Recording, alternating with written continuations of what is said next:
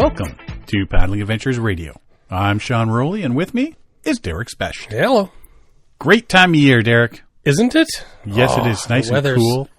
It's cool. Yeah. Well, in the evenings. The evenings are cool. The days are hot. Yeah. And it's everything. Our weather is a little bit erratic, and yes, raining on the weekends.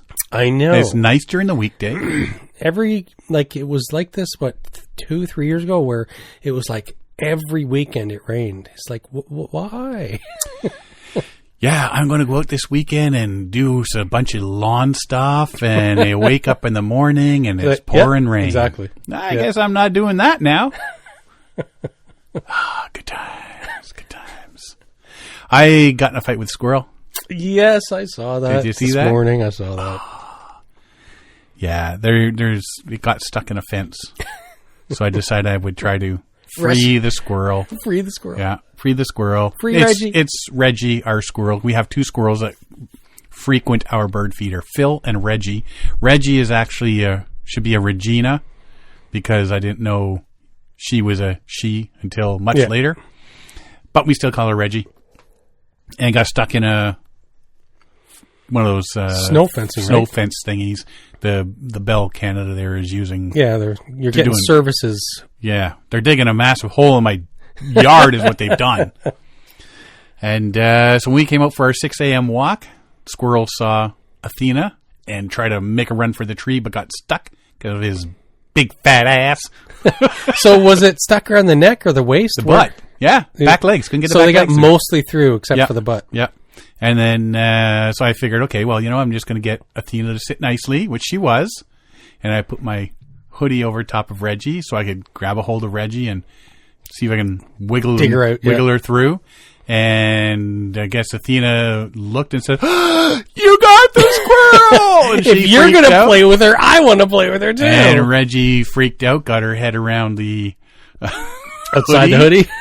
And I got a nice big chunk missing from my finger for my problems.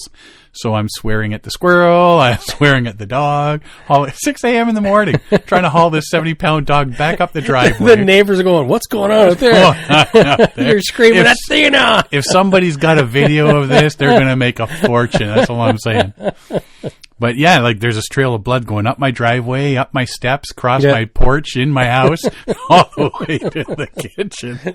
Tracy comes down, we get it all patched up and put a big Band-Aid on it. I go back out. In the meantime, Reggie's still stuck in the fence. Reggie's still stuck out there. And by the time I got back, I had a big pair of leather gloves on and some snippers to cut the fence. And she's just laying there like she's resigned to her fate. I'm done. Something's going to kill me and eat me. And I just, because I'm pissed off with Belle, I cut an extra big hole in the fence. You can get a rabbit or a small dog through that hole now. But, all I got for my troubles was a chunk missing from my finger. That was thanks. Thanks for saving me. Until I get an apology, I am not feeding Reggie any more peanuts. I demand an apology. How did your Tuesday morning start? Is there any missing flesh? Yeah. Wow. Oh, yeah. They got sharp teeth. Apparently that's how they can break nuts and stuff. So now you have to worry about the fact that maybe she has a taste for human flesh now. Right? No, what I'm hoping for is because we live close to the nuclear power plant, that maybe she's slightly radiated, and if Spider-Man is to be believed, I should slowly turn into Squirrel Man. And the jokes will go downhill from here. Yeah. Well, I'm curious. I meant to ask. I haven't gone back to the post because you posted about this morning on Facebook. Yeah. But somebody posted a Squirrel Man song. Did he get AI to write that for him, or was that already out there? I don't know. I think it was already out there, but I haven't looked. Yeah, my buddy Jeff, I think, said that to me. This one's for you. It was a good song. Squirrel Man. Yeah. So, and then, of course, everybody's, did you get a tetanus shot? Did you get a rabies shot? And what? You know what? I've been eating dirt since I was 2. I'm good. A good dose of the rabies might help me out. Yeah, I don't know. Yeah. But I'm not worried about it as long as it doesn't get infected. And we've washed it multiple times. And it bled out so much, nothing's in there. Yeah, nothing's in there anymore. Really, even Tracy said that. Squirted everything out. So much blood kept flowing. Yeah. Any germs, it like anything. Flushed. The wound flushed itself. Yeah. Right? So, but yeah, put the Band-Aid, the alcohol stuff on it. But yeah, there's a good chunk missing. Yeah. Yeah. It's all the thanks I get. That reminds me, I read something about possums on the weekend. Did you know that they have a lifespan of only about 3 or 4 years? Really? Yeah. And they're very good for your local environment because they eat so many bugs. I know they're big tick eaters. They eat lots of ticks and bugs. They eat dead animals. And so if you ever come across a possum, they'll initially hiss, then play dead. Mm-hmm. And apparently their body temperature is so low that they can't get rabies. Their body temperature is too low. Yeah, so they don't catch rabies, but they're also pretty much immune to any snake bite or any toxins or whatever. Yeah, it's possums that can take rattlesnake bites, right? Yes, yeah. Yeah. I imagine maybe if they get bit 3 or 4 times, it might start to affect them. Yeah. But I hear that if they get a really good wallop by a poisonous snake, or a venomous snake, that they just get sleepy for a while. They go crawl into a hole and sleep it off. Sleep it off like a good drunk. Yeah, exactly. Right? But yeah, they can't get But rabies. I gotta think that if a snake hits you, they're probably getting pissed off and take it out on the snake first, and then go for a nap. They know that would be like an angry drunk. That would be a honey badger. Yeah, honey badger. We need honey badgers in our neighborhood to take out the squirrels. Yeah. So anybody, if you see possums out there, give them a wide berth. But they're good for the environment. We had one coming through our tree to go after the bird seed and stuff like that, and then it was visiting probably a good month or so, and then we saw it sleeping on the road. Oh no. Yeah, it's a shame. They're not fast movers. No. We still have the stinky kitties in our neighborhood. We haven't seen the fox since the rats disappeared. The stinky kitties. Yeah, stinky kitties. The really stinky kitties. They got to be fast because they got that white rake stripe right up the middle. Are they French? Oh, I don't know.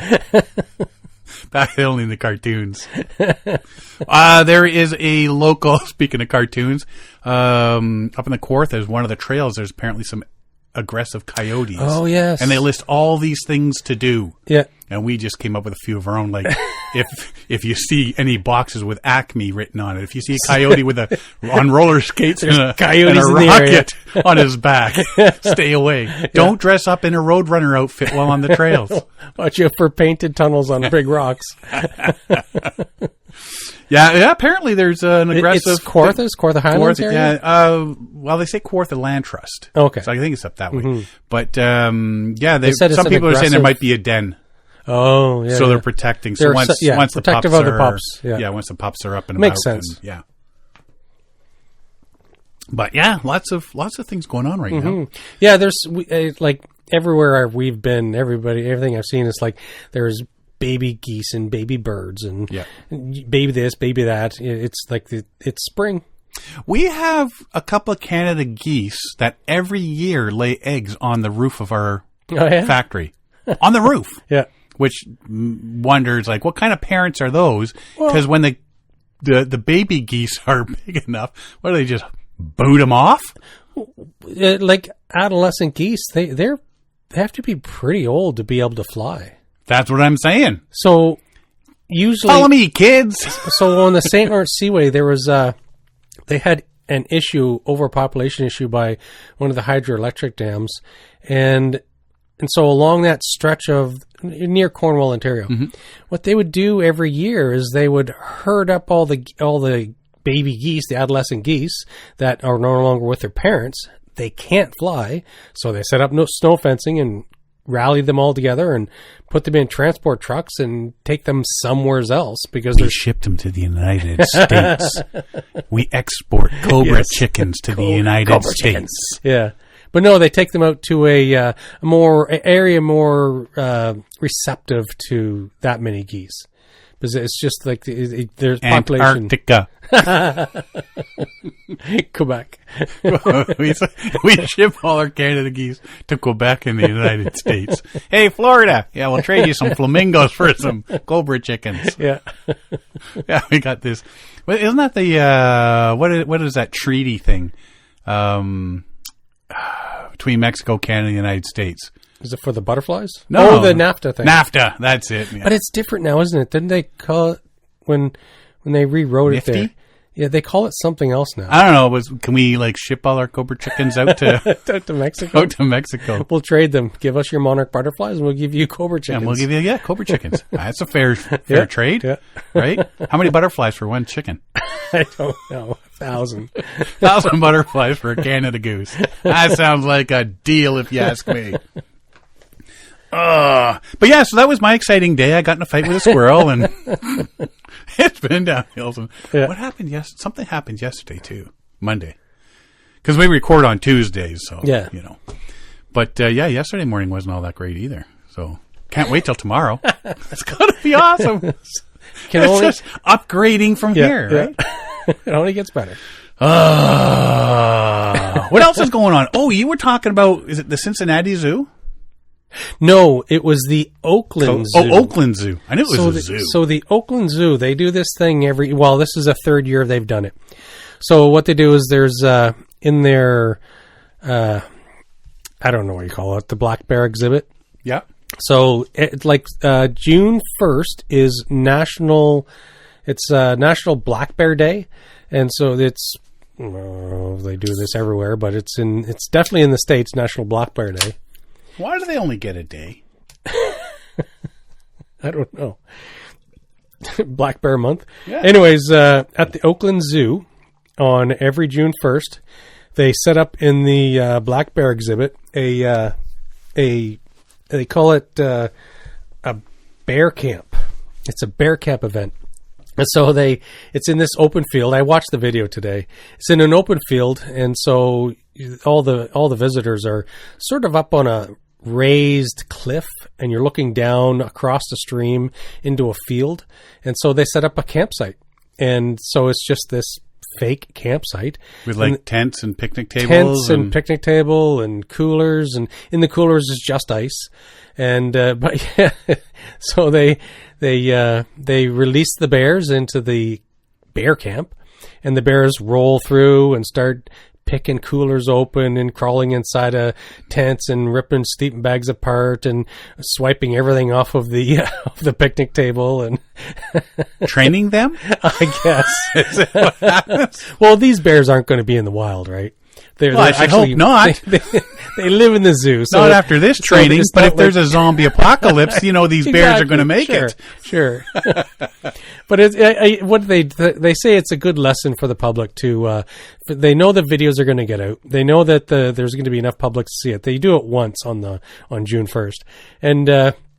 But yeah, it's basically their form of educating the public about keeping a clean campsite and how not to, make sure you have food put away, hung in a tree, whatever is the preferred method, and so yeah. So these couple bears just came through, and the tent was ripped up, and they were playing with the tent, and they were slowly stripping. Did they put mannequins in there at least? No, there were no mannequins. What a missed opportunity! Yeah, right. I remember when we were in grade school up in North Bay. Yeah, they would show with the big trucks, the big snow blower trucks. Yeah. What would happen if you were in one of the big? Would they put a mannequin in the snow? They put a straw scarecrow with fake blood. Oh wow! And these big blades would be and shooting. Yeah. And I mean this thing's massive on the front of a big dump truck sort of thing, right? And so all the blades are going, and then some kid's body's not then even all of a sudden slow it hits that thing this. down. Yeah, it hits this scarecrow and shoots clothing and straw and fake blood for 30 feet. And you're thinking, this is why you don't build a snow fort beside the road, kids. Yeah. It's like, yikes. Well, okie dokie. Holy cow. So they missed an opportunity. This is what's going to happen. They could have put some mannequins in there. In the middle of the night when they come out and they start hunting. But I can see why they wouldn't want to teach the zoo bears about eating humans. Why? Because there's caretakers at the zoo. Well, just don't make them smell like human. Make them smell like fish or something. This guy doesn't smell normal. He doesn't smell like a fish mannequin. He doesn't taste like that food they give me once a year. Yeah. He's foreign food. Let's try him out. Yeah, I guess that could be a bit of a drawback. Yeah. To the caretakers. Oh no, we just taught them to eat the caretakers. That's the 15th one we've got, so we got these bears. Wow. Yeah, that, you know what, that's a good, like you say, good educational thing so people can see. Yeah. And yeah, if the I mean, like, you found them, so if the videos are getting out, you're going to see what exactly is going to happen. Yeah. There was a guy, I just whizzed past it, in Yellowstone?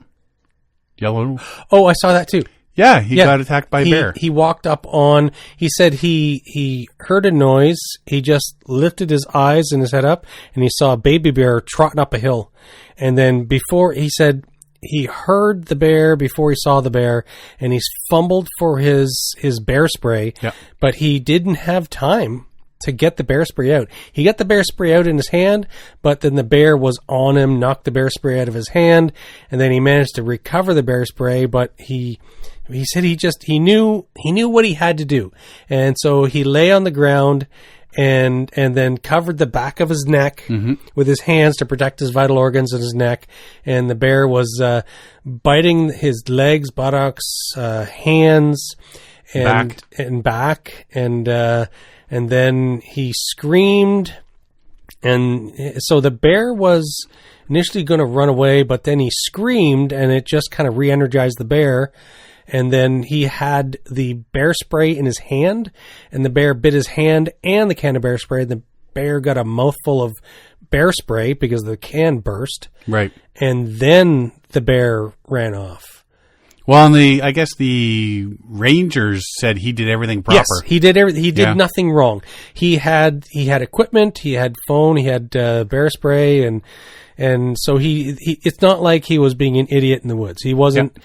And so I saw it on Torons of Yellowstone, but it wasn't in Yellowstone. It was in Montana. But he said he posted it on Torons and Yellowstone. Oh, man, that's why I thought it was as a lesson for people. It's like, this is. But do you remember our conversation when I came across that bear last year? Yeah. And you said, did you get a picture? And I said, there was no time. Yeah, it was quick. If that bear had continued coming, I would have been turtled because I had the pack on. I had almost had one arm out, and I had my hand on my knife. Yeah.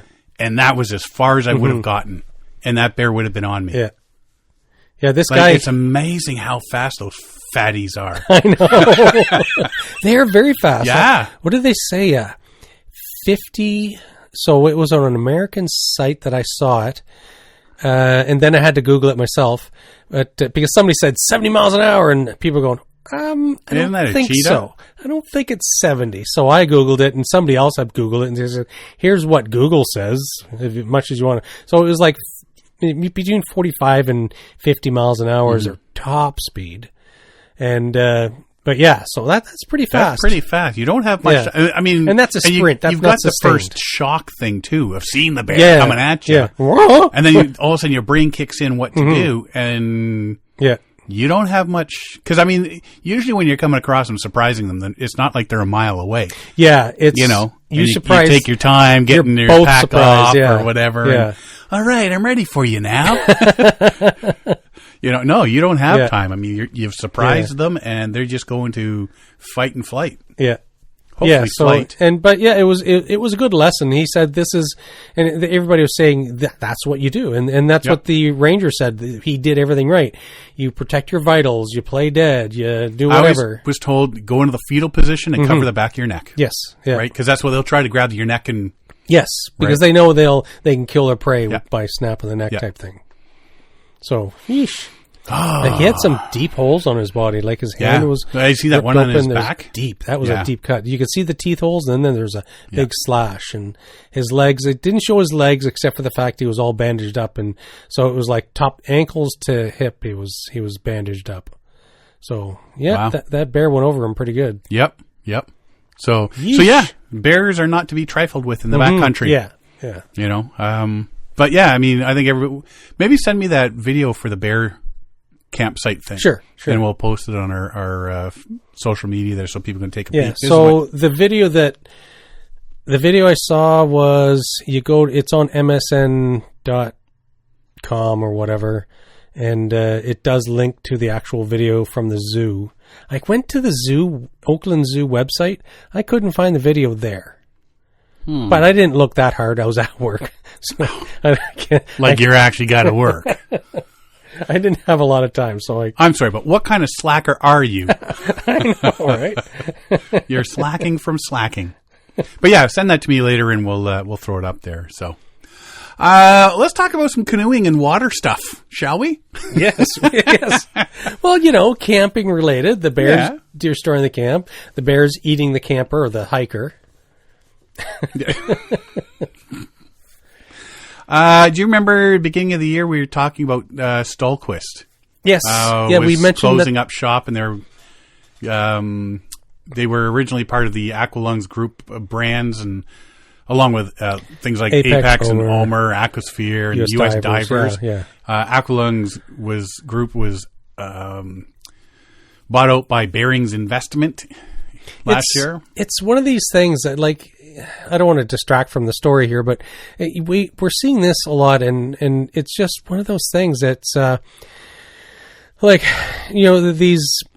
this camping store was here for 50 years, and we don't have anybody to take it over, so we're closing it instead of selling it. But then there's a lot of magazines that are closing down. There's a lot of sports brands that are closing down or being bought out by bigger, right? Yeah. And so it's that constant thing. It's really hard to compete. Big companies are trying to gather up all the small brands. Yeah. Right? And then whichever ones they didn't really want, they're just getting rid of. Yeah. Well, this was one of them. Bearings offered to... they offloaded US Divers, the snorkeling brand, shortly after this deal. Yeah. Saying it wanted to focus on scuba diving equipment, including the supply of kit to military and professional divers. It seems Stohlquist was an outdoor firm specializing in personal flotation devices and paddle sports apparel. I know before I bought my Kokatat dry suit, I was looking at a Stohlquist. Okay, yeah. Half the price. Yeah. And apparently it was up for sale if anybody wanted to. So Sports Dimension Inc., leading provider of water sports recreational equipment, has announced the acquisition of Stohlquist water sports brand from the Aqualung Group. So it is back alive. He says, we are thrilled to welcome the Stohlquist brand to the Sport Dimension family, says Sport Dimension President Kurt Rios. Stohlquist's reputation for excellence and dedication to creating top-of-the-line water sports gear perfectly complements our existing product offerings. This acquisition underscores our commitment to providing customers with the best equipment for their outdoor pursuits. We see tremendous potential in the Stohlquist brand. Our team is eager to collaborate with Stohlquist's talented designers and engineers to continue innovating and delivering cutting-edge solutions that meet the evolving needs of water sports enthusiasts. This acquisition expands Sports Dimension's portfolio, now encompassing over 30 distinctive brands, solidifies a position as a top provider of high-quality outdoor gear. Sports Dimension, they own things like Body Glove, Jimmy Sticks, Fluid, and BZ Pro Board. Yeah, and so you can see where the initial Bearings investment. So this is an investment firm. They're going to invest and buy brands that fit their brand, and Stohlquist, the PFDs just didn't fit their brand, so they just spun it off to somebody else. Yep, and somebody else now all of a sudden has all this stuff that's already in production, and they just got to step in and and that's good. So they're buying a known brand, and they can just continue on with that brand. It's nice when you see somebody buys up a brand for whatever reason, and sometimes you see them we just spent whatever $100 million on this product. We need to make our money back, so cut some corners. That's what you hope they don't do. It's nice to see when they don't cut corners and say, well, this is a long-term investment. We will eventually make our money back. Maybe not this year, maybe not 10 years from now, but they'll get it back. Yeah. So, and they've got all those, like they said, the engineers and designers, so they can improve on even stuff they've got. Mm-hmm. Exactly. Exactly. Cool. Glad to see that they're not dead in the water.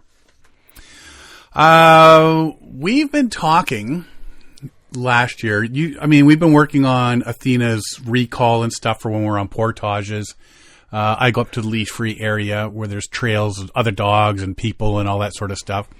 And we're at the point now where I can call her. Mm-hmm. Like if she's boogieing up in front of me like 30 feet or whatever. If we can't see her, we just call her, give a whistle, and she comes ripping back. And it's to the point now where I call her, I can have her sit in front of me, lay down in front of me, and people and other dogs can walk by, and she doesn't move. That's perfect. It was just perfect, but she still goes after squirrels. She still goes after squirrels. Gear Junkie had a article called "The Best Dog Leashes for 2024." Some of them didn't pertain, but some of them are good for portage trips and stuff like that. Mm-hmm. They say from epic hikes to strolls around town and everywhere in between, a solid dog leash will see you through it all. With the help of our furry friends, we pulled, chewed, tangled, ran, walked, and even misbehaved, sometimes bring you the best leashes out there. If you have a pup, you'll need a dog leash. The best leashes keep dogs safe and out of trouble and allow owners to maintain control in the event of an emergency. Our tester, Christy Parr, rigorously tested different dog leashes in various environments and weather conditions. She and her 4 dogs use these leashes on walks and hikes in sunny and rainy weather through different terrains such as woods and farms, fields. And here's just I think there was like 8 or something like that, and I just picked a couple that I think would do well for people that are trying to train their dogs for portages and stuff like that, or, paddling. They do say the best overall dog leash is the Rough Wear Roamer Bungee dog leash. And this is sort of like one of the ones we were looking at. It's $40. Nylon aluminum clasp. Best for everyday use, hiking and running. Running. Yeah, right. Unique features, bungee and hands-free. Like, these are one of those ones that you wrap around your waist. Oh, okay. So I was going to say, how is it hands-free? Yeah. That's cool when you're portaging, but if your dog still doesn't have the recall and stuff like that, like, if it's hands-free, so it's just tied around your waist sort of thing, if your dog's still going to be bopping all over that trail, she gets tangled up. And they still get access to the people walking by. Exactly. And that's the whole point, and right? tripping people with the rope, with a leash. And the pros are hand-free capabilities, bungee webbing, and padded handle. Cons, price, and might be too heavy for smaller breeds. Now, $40 isn't that bad for something like this. I don't think that's good. Smaller breeds, you shouldn't have a dog anyway. I'm a fan of big dogs. So, small dogs are just food. Small dogs, that's just a cat that barks. Come on.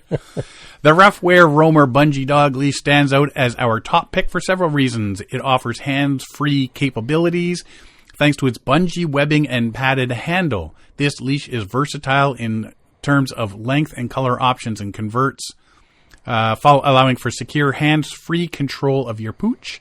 Made from durable nylon webbing and Rough Wear's proprietary wavelength stretch webbing with a heavy-duty plastic buckle and aluminum clasp, this leash proved itself against our testers' strongest pullers. I keep saying paddled. The padded handle provides a comfortable grip for owners, and the waist belt can extend to 48 inches when in hands-free mode. Leash is available in 3 colors and 2 lengths. 5.5 feet that stretches to 7, and 7.3 feet that stretches to 11. That'd be a good one, because that way your dog is out from under your canoe if that's what you're doing. And you don't have that hoik of if you're wearing it leash free and whatever.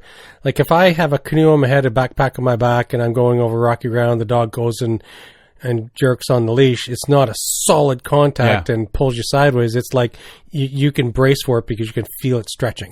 Well, at 11 feet, if you're walking up a portage and, you come across the ones where you've got to walk up rocks or something like that, your dog can already be up there, not in the way with of the 11 canoe. feet. Yeah. As opposed to 7 feet, you and your dog are going up the same time, and your dog lunges as it runs up these. It hops and pulls, Yeah, so that could be a bit of a detriment. Over the course of about 2 months, the leash was tested with adolescent mixed breed and 2 rambunctious German Shepherd mixes. It was up to the unique challenges presented at all 3 dogs, pulling, a little chewing, and a lot of frolicking, and looks as good today as it did day 1. The talon swivel clasp allows for more movement with less tangling, and the leash can be secured around a post or tree using the waist clip without removing the leash from your dog, which is a big thing for a lot of dogs. Roughwear Roamer Bungee Dog Leash is great for wilderness use, and its integrated traffic handle also makes it ideal for city use, when you need to keep your dog close at hand and out of danger. So you can let it go long, or there's another you can wrap it up so the handle's closer. Cinch it in. Shorten it up and have it that way. This is something we've been looking at, is the hands-free ones for our trips. That's sort of what we've been looking to go for this year. So the second one was the best hands-free dog leash, the Fido Pro Remy Runner Leash. Price $49. Nylon material, best for hiking, running, and backcountry adventures. Again, the running thing. Unique features: hands-free, dual handles, and extenders. 54-inch adjustable to 46-inch and 30-inch. Pros: rugged construction, hands-free option, bungee, and dual handles. Cons: expensive, not suitable for small dogs. Again, $49. Realistically, if you're looking for something like this, if it's ideal, if it's what you're looking for, it's worth the money, right? Yeah, what, $50 to me isn't expensive for something like this. It seems a little short for portaging. So it's the longest length is 54 inches, but what's that, 5 feet or something? Yeah. And so just over 5 feet. So it'll adjust down to 46 or 30. Just under 5 feet. Yeah. Right? Because 48 inches is 4. Yeah. Yes, you're right. Yep. So it's not very long. That doesn't give...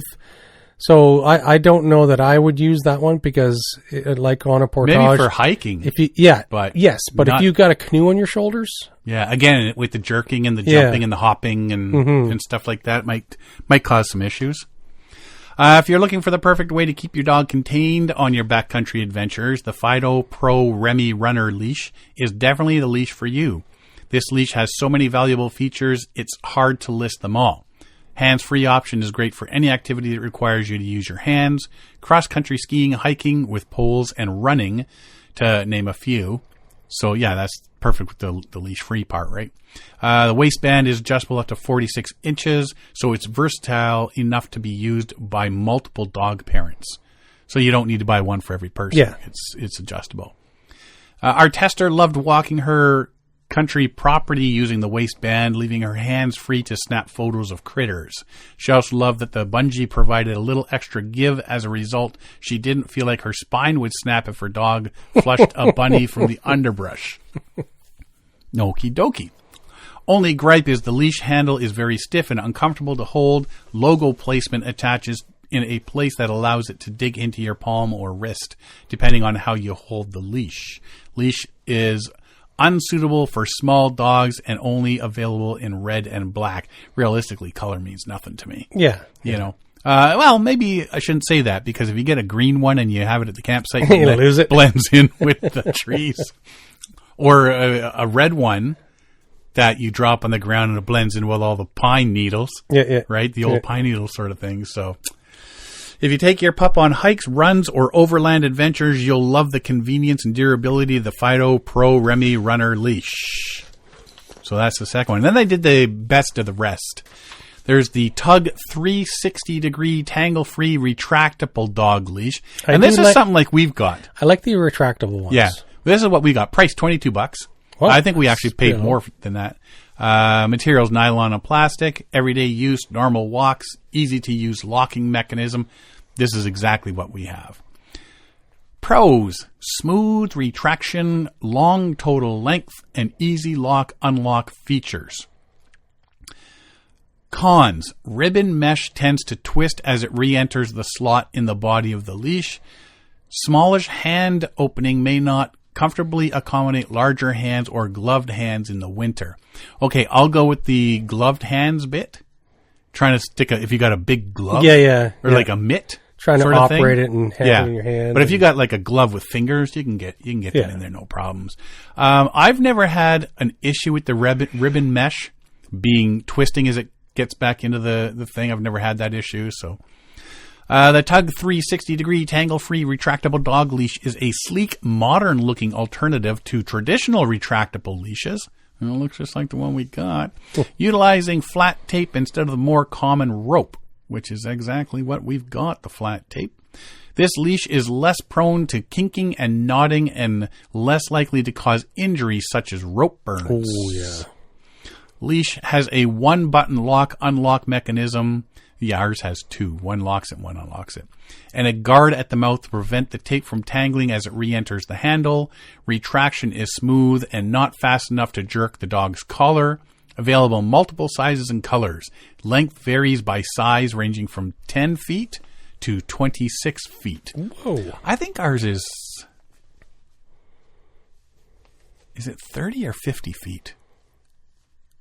Yeah, I think I can go pretty far ahead of me in that. So, yeah, no, it's probably about 30 feet. Our tester used this leash with her medium-sized mixed breed and experienced some tangling and kinking when the leash was retracted from the fully extended position. She also noted that the handhold is small and may not comfortably accommodate large or gloved hands. Leash is heavier than other retractables, mainly because it needs to house a tape leash instead of a rope leash. It is not thick enough to withstand chewing, but a small extension comes with it to clip onto the end of the leash and protect it from overzealous chewers. If your pack is pretty mellow, we're looking at you, dogs of destruction chewer. The Tug 360-degree tangle-free retractable dog leash will work for you. So, yeah, this is what we have this sort of thing as our regular leash. Yeah, back in the day with beagles, we had the one of the corded ones. It was long, but yeah, I laughed when they talked about the cord burns. I had forgotten about that because when the dogs would whip past you and you're wearing shorts, it's like whoop, yeah, rope burn.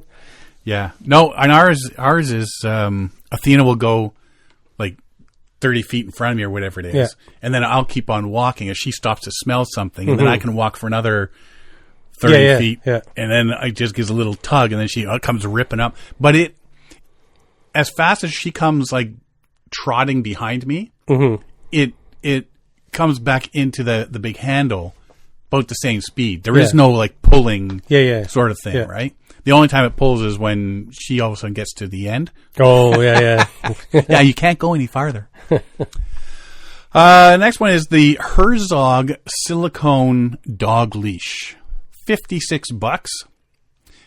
Silicone recycled ripstop. Best for rainy days, regular use. Unique features, lovely design, and waterproof. Pros: waterproof silicone construction, ripstop joinery and handle, locking carabiner clasp. Cons: expensive. Swivel connection feels flimsy. Handle is stiff and uncomfortable to hold. So the only really good thing about this one, for rainy days or wet climbs, the Herzog silicone dog leash is top choice.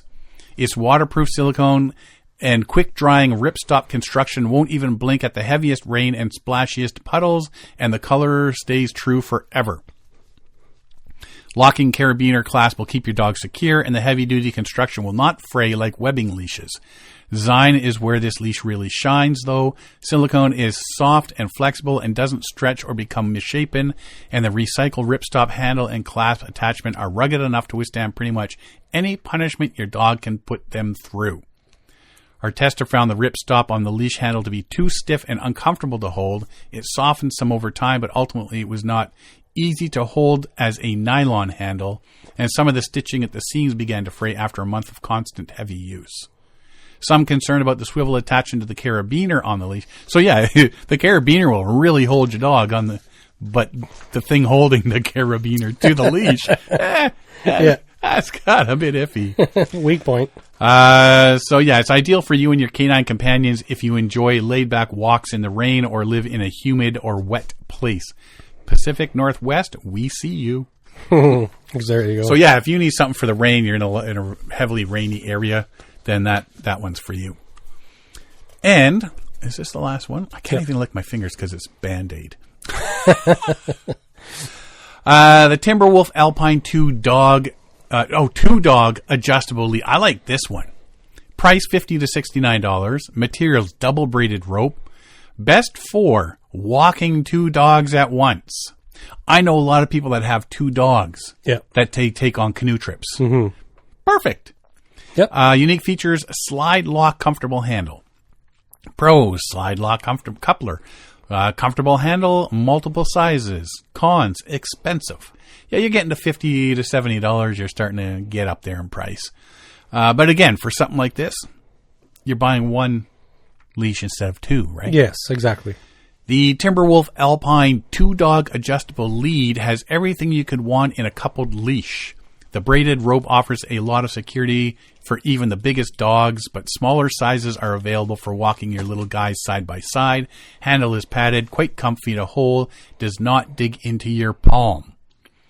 It's available in multiple color sizes, but most unique features is a side lock. This gizmo allows owners to adjust the distance between the 2 dogs. One dog can be in front and the other, or the mechanism can slide down to keep the dogs close to one another if the situation demands it, like on a crowded sidewalk. I know my dogs, and I don't know why I end up with dogs like this. They always want to be out front of everybody. Yeah. So something like this, if you got a dog that doesn't care, and then you got my dog, this would be perfect. Leash is available in 3 diameters, 3/16, 5/16, and 7/16 inches. 2 lengths, 4 and 6 feet. Again, the 6 feet really isn't. Not long enough. No. Not for portaging or round camp or hiking or. Our tester appreciated the ability to allow her alpha to lead the way while still keeping the dogs close to one another. The swivel attachment also did a good job of preventing the dogs from getting tangled up together. Leash is quite expensive, but the heavy-duty hardware and unique features provide plenty of value. It shines while walking 2 dogs pretty much anywhere, though individual threads in the rope do catch and pull on thorny or rough undergrowth. But I mean, if I got the canoe and I'm zipping down, and Tracy's coming up behind me, she would have the dogs on the leash. So for 6 feet, that's fine. Yeah. But if you're looking for something that you can hold on to while portaging your canoe, or even at points like if you got the big heavy pack on or something, 4 feet's definitely not going to be enough. 6 feet, I think, would be the minimum you want. Is a 6 foot one. Yeah. I found, now this is just me, but I tried it back when I had 2 beagles. Mm-hmm.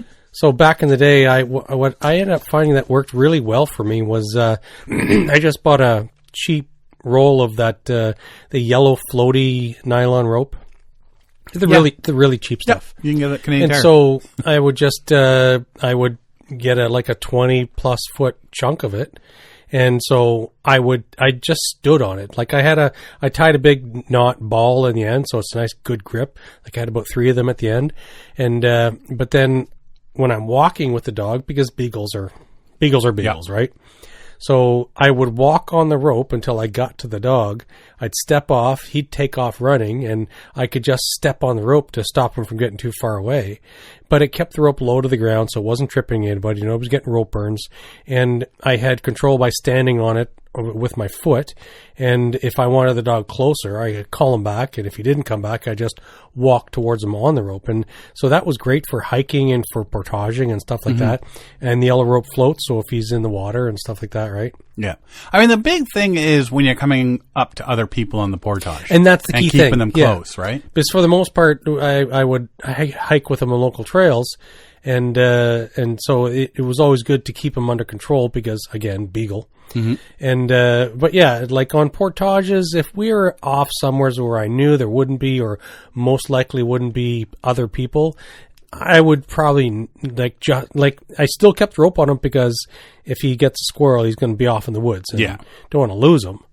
But, so yeah, the rope was always good for the beagle, but, it just worked for me. So, yeah. But, one of these hip things, I think that it depends on the dog. Like, it wouldn't work. You got to have some good recall on your dog Yeah. And I mostly got the dog to fairly good recall. I could make him stop barking just by ordering him and stuff like that. But still, when he got a scent of a goose or an animal, and his brain turned off, and he was just nose to the ground and didn't even know where he was going, right? I mean, we're looking at this from portaging aspect too. I mean, if you're hiking with one of these, I think these would all be fine. Oh yeah, if you're hiking, right? Because you don't have all that extra. I mean, if you're carrying like a 70-pound pack while you're just hiking along a trail or something unless you're doing like Adirondacks or something like that. But you pretty much got your hands free. Yep. Unless you're using hiking pole, but even still. So having that shorter one wouldn't be that big of an issue, right? My concern would be if you had a canoe on your head. Yeah. Because you don't want the dog to tug, and like if you had it on the waist or in a hand and the dog saw a rabbit and ran after it, then it's going to throw you off balance and you're dropping your canoe or falling. Well, my thing is more along the lines of, like I say, when you're sitting there and you put your foot on the edge of a rock and then you got to make that hop up to the next step. Well, your dog's already at the top. Yeah. Right? And if it's too close and they're hopping to the next stop to get to the top, they're pulling you off balance. And at that point, you're talking about maybe hurting yourself. So I think we'll take a couple looks at these ones here, and we'll definitely get one of those longer waist ones for our portaging. Start training Athena with that one.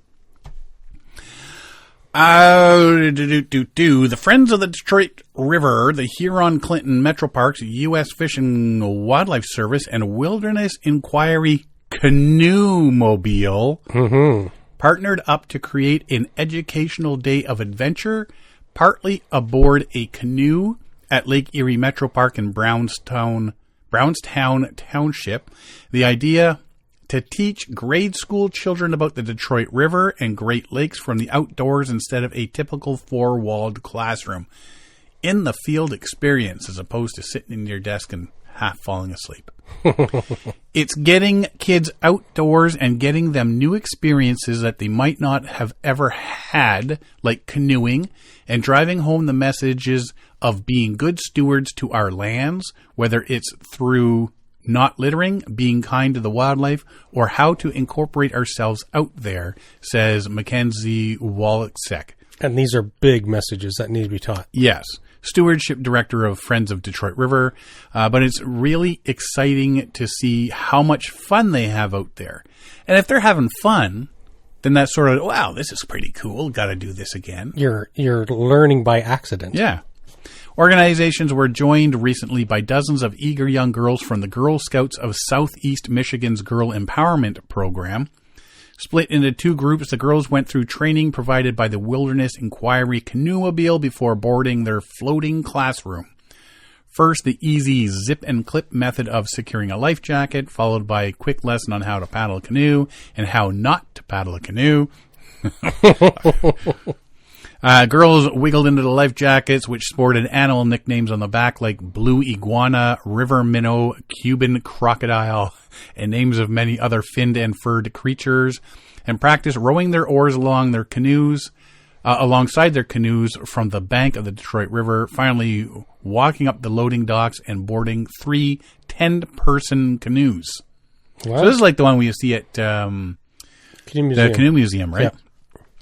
Each Canoemobile captain pushed away from the dock, and the girls began rowing up the Detroit River on the lookout for wild creatures. Now, they keep saying rowing. I noticed in this article. I assume they mean paddling. Yes.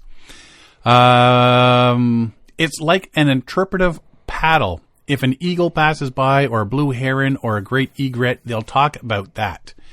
They've seen an eagle so far and a fox snake, and they were so excited about them. Over on land, the other half of the group participate in activities led by 3 other organizations. Quick hike on Lake Erie Metro Park trails led by the U.S. Fish and Wildlife Service Rangers.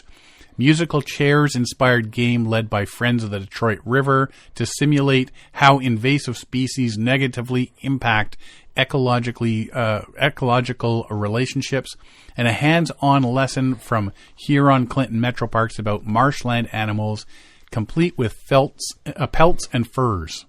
Sounds like a good program. Right? That sounds pretty amazing. Even though some of the lessons may seem difficult for the younger kids to understand, teaching them in such an interactive way usually allows children to get a good grasp of the concepts. Yeah, I mean, just sitting in a classroom trying to tell them about it really doesn't... Yeah, you're going to get distracted. But if you're immersed in it, and it's fun, then you're going to learn incidentally. It's part of the fun learning. Within each organization's expertise, their subject matter always comes back to the kids' time spent on the water. For example, when the first canoeing group returned to land and attentively watched as Kevin Arnold from Huron-Clinton Metro Parks held up different marshland animals, one girl pointed to the red-winged blackbird and remarked that she'd spotted one while out on the river. So they're recognizing this stuff, right? As if the adventure couldn't get any better, their canoe trip earned the Girl Scouts a paddling mini patch, one of 28 outdoors skill mini patches specific to the Girl Scouts of southeastern Michigan. Right on. Right? That brings them into nature and learn skills and live experiences that will stick with them throughout the remainder of their Girl Scout careers. And if they're keep into that as they get older, then some of this stuff will stick with them for life. Oh, yeah. Hopefully this is a memory that lives on and sparks a new hobby or passion that they might not have known they were interested in, and to get them outside and enjoy nature, says Paige Wigrin, lead outdoor education program specialist of the Girl Scouts of Southeastern Michigan. So that's pretty cool that they get out there and actually paddle canoes and see all the animals firsthand. And it is. That sort of deal. So the Canoemobile, let's talk about that for a second. So that's interesting. Yeah. Canoemobile is a floating classroom that brings students out on local waterways in 10-person canoes to learn about the science, history, geography, and culture. The on-water experiences are often enriched with land-based learning activities developed and facilitated by organizations such as the U.S. Fish and Wildlife Service, National Park Service, and hundreds of other government and nonprofits. Canoemobile brings classroom learning outside, engaging youth to improve school performance, cultivate a stewardship ethic, and create pathways to pursue educational and career opportunities in the outdoors. Canoemobile travels around the country, and this is in the United States. Canoemobile travels around the country so that a diverse array of students have the chance to experience the nation's best outdoor field trip. In addition, Canoemobile offers free and open to the public paddles in communities where it is working. Figure if they're going to a school or some organization to do a thing, they may as well put on more things in that area. Oh, right? yeah. Get more people out. These experiences change waterways into places of recreation, learning, and community building. From San Francisco to the Bronx, communities welcome Canoemobile to serve more than 30,000 youth and adults of all backgrounds and abilities each year. That's a big number. That's a lot of 10 people canoe rides. Mm-hmm. So you can go to wildernessinquiry.org, and at the top there's the Programs and Impact tab. If you click on that, you'll find Canoemobile under that. And if you click that, on the Canoemobile website, you will find a lot more information about what it all is. I mean, we could spend all day here talking about it. There's also more information on map and schedule, so when and where they're going to be. So that way, if there's going to be in your area, you can check out if they're going to have any, public paddle sort of deal and go out and check them out. Do they describe where exactly this is? Like, is this program... All through the states. It's all through the states? It's not just California? No. All across the states. The activity and fees, the Canoemobile stories, like people that have been on it and what they say, and Canoemobile's impact, what impact they're having on people and stuff like that. So, go to wildernessinquiry.org and check out Canoemobile. It's pretty cool sounding. It is. That's a neat program. And the fact that it's good for, you can get the kids out there that early and teach them, number one, paddling, and then about the ecology and environment around them on the water's edge and stuff. Perfect. Now, have we heard about that before? I don't think I've heard about the Canoemobile before. It constantly amazes me that as long as we've been doing this, we're still learning new things. Yeah. Yeah. Or maybe we've just forgot about it. There's so many things that we're always saying, oh, this is so cool that this exists.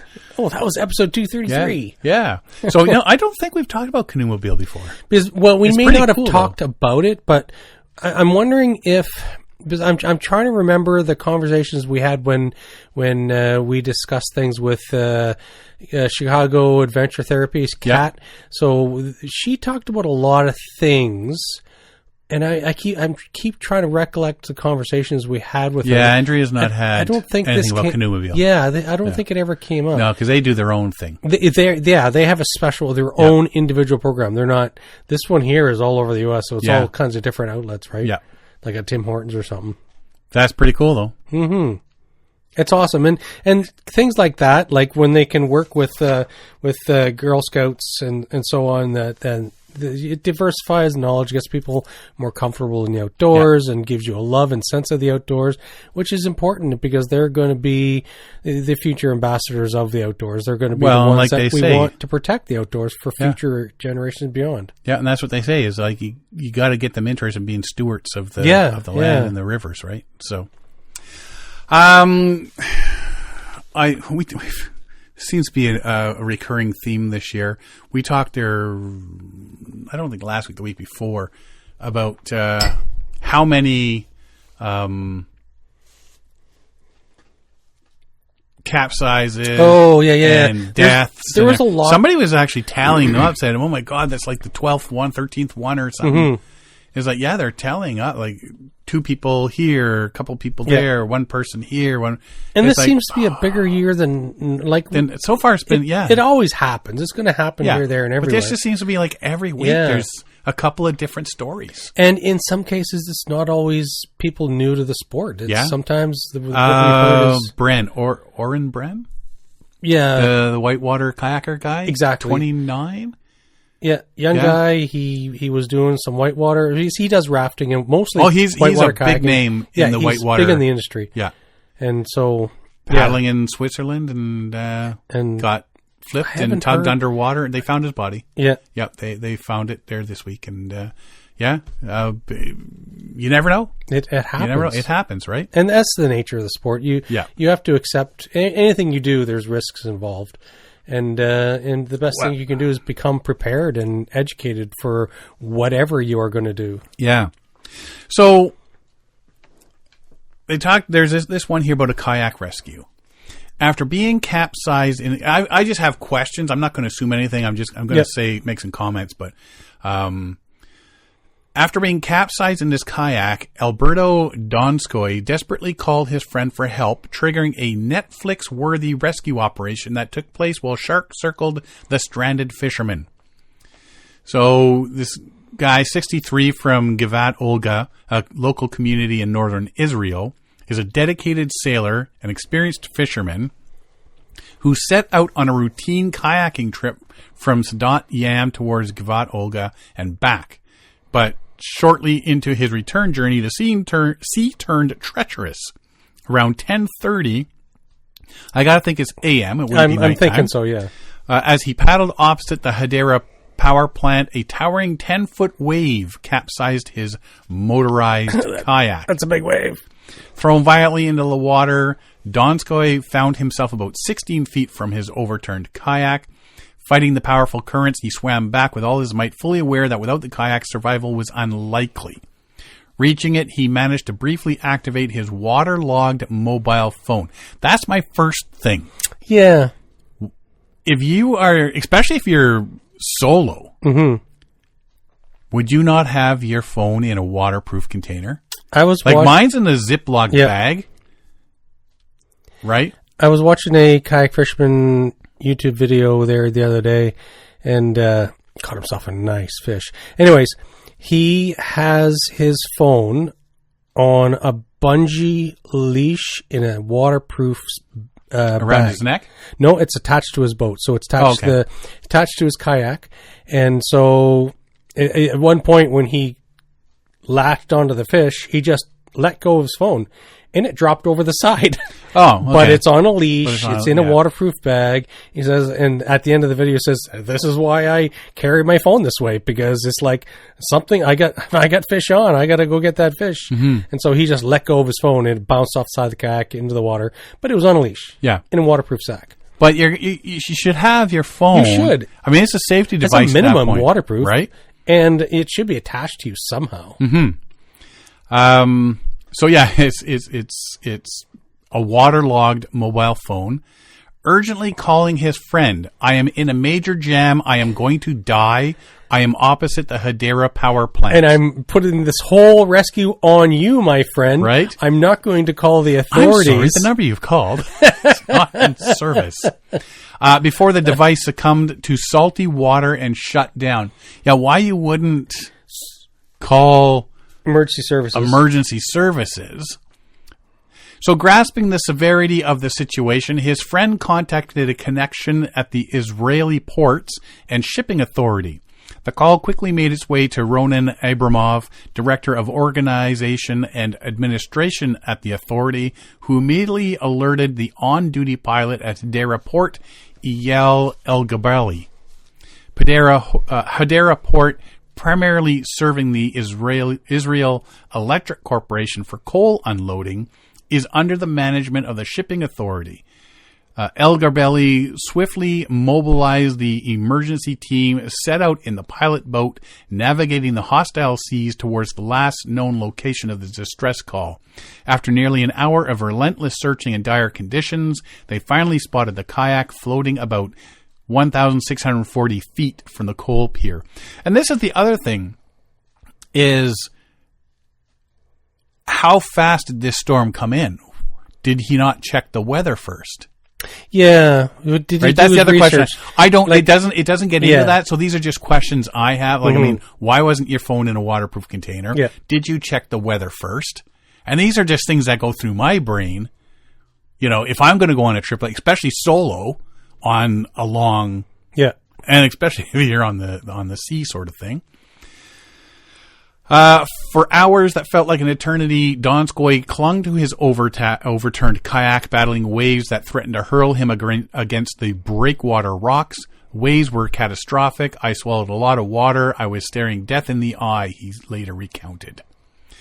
Stranded in the stormy waters for about 5 hours, Donskoy was helpless and surrounded by menacing jellyfish. At one point, a shark circled him before swimming away. Talk about staring death in the eye. Ship's crew executed a careful and precise rescue operation, retrieving Donskoy and his kayak and providing immediate medical assistance. And this is what these guys train for, too, right? Exactly. Donskoy expressed profound gratitude to his rescuers. When I saw your ship, I said, God loves me, he shared. Critical phone call he managed to make before his phone died. His friend's swift action to contact the shipping authority. The urgent coordination from the authority's director and the unwavering determination of port pilot, who braved the stormy seas without pause, were all crucial to this rescue. Shipping authority emphasized that without Donskoy's desperate call, he might have been lost to the sea. Again, it says that his friend contacted a connection. So it sounds like a personal connection to Israel ports. Is that not how you read that? Grasping the severity of the situation, his friend contacted a connection at Israel ports and shipping authority. It might be a translation error. Maybe. The following day, Alberto went to the synagogue to offer a prayer of gratitude. Will I go back to sailing? I'm traumatized now. When you're alone at sea for hours, you see death. You're scared. When I saw the shark, I thought to myself, that's all I need now.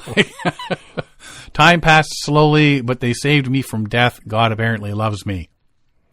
So, like I say, my points would be, why was your phone not in a waterproof that's a container? Key thing. Did you do the weather watch? And if that is not a translation thing, his buddy didn't have that connection. His buddy reached out to another buddy, and to me that's how I could be reading it wrong. I don't know. Like I say, this is just they don't really get into it. But that's like me calling you and you saying, "Oh, I'm going to call my buddy at the Marine Police." Well, and see, the thing is, if you call emergency services, they can triangulate your phone, and it's easier to find you. So he was unable to specifically direct them to himself, and so it was just through word description. He's by this power plant, yada yada yada. So this is where you're going to have to go look for him. So if he had called 911 himself, and I found this out too. So in 911 is US. Yeah. In Israel, it's 110 on mobile devices. But if you're in Israel and you dial 911, it automatically directs you to 110. So they figured it out. They know. It's like most people watch, North American movies. I wouldn't be calling you if that was me. No, I know. I would. Like I'm calling 911, say I need the Marine Police to come and get me now. Exactly. Or search and rescue or whatever. They can see what towers you pinged off of. Yeah. Right. My phone's about to die. I'm off Hadera power plant. Gone. And right? They go, okay, what towers did he ping off of, and whatever, right? And they know right off the bat, as opposed to how much time was lost. Well, his buddy trying to get a hold of somebody. Yeah, had to get a hold of somebody, and had to say he's at this location. Yeah, cut out that middleman. Yeah. So, but like I say, my 2 big points from all this is, why was this phone not in a waterproof case? Like I say, when I go, it's always in a waterproof case, because in case something happens. Yeah.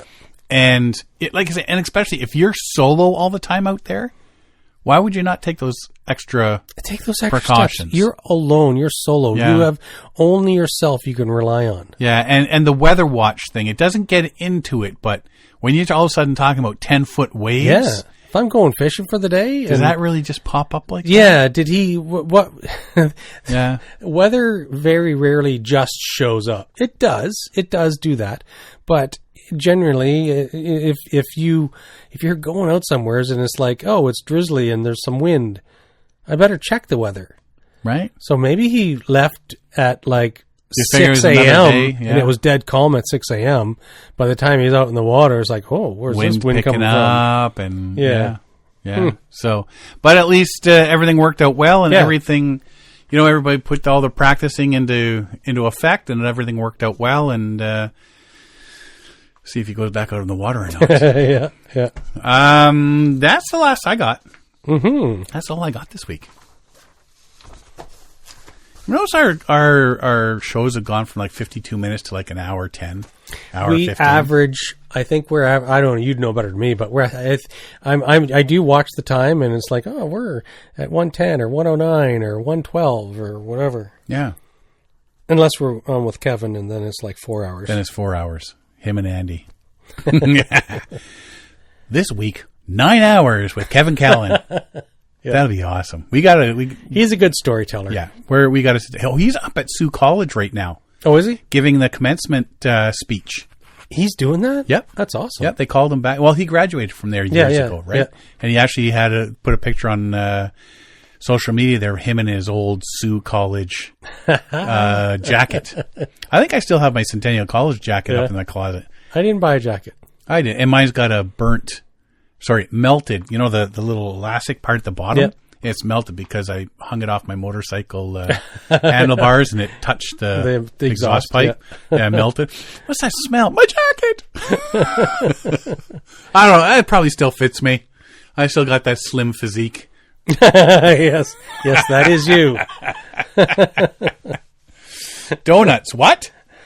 What's this running thing you talk about? Never heard of it. Only thing I run from anymore is squirrels. Alrighty. Well, if you want to find out more about us, you can find us at paddlingadventuresradio.com. We're on Facebook and Instagram, and YouTube. You can download or stream our episodes, iTunes, Apple Podcasts, Spotify, Podbean, iHeartRadio, Player FM, and all your favorite podcast downloading sites. Or you can just go to our episode page at paddlingadventuresradio.com and you can stream or download all our episodes there. Mm-hmm. Every single one. If you enjoy the podcast, please share it with your friends, family, and fellow paddlers. I want to thank everybody for listening this week. I'm Sean Rowley. And I'm Derek Specht. We'll see you next time.